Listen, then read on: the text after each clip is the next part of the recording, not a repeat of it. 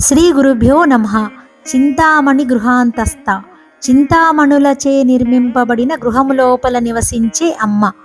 మణి అంటే రత్నం. రత్నం స్వయం ప్రకాశం. దీని లక్షణం మనలో అంతఃస్ఫురణను, మేధాశక్తిని, తేజస్సును సూచిస్తుంది.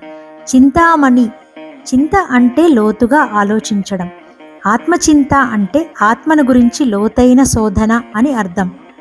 చిత్తాన్ని ప్రకాశింపజేసే చిత్తత్వమే చింతామణి. మనం దేన్ని చింతన చేస్తే దాన్ని ఇచ్చే మణులే చింతామణులు. కోరింది ఇచ్చే గుణం ఉంటుంది చింతామణికి. క్షీరసాగర మదనంలో అంతా కష్టపడితే ఒక్క చింతామణి దొరికింది.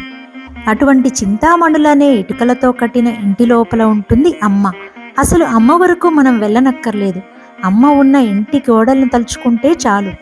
అమ్మ ఉండే ఇంటి ఇటుకలకే అంత అనుగ్రహ శక్తి ఉంటే మరి ఆ ఇంటి ఇల్లాలైన అమ్మకు ఇంకెంత అనుగ్రహ శక్తి ఉండాలి అంటే అమ్మ దాతృత్వ గుణం ఇంటి గోడలకు కూడా అంటుకుంది.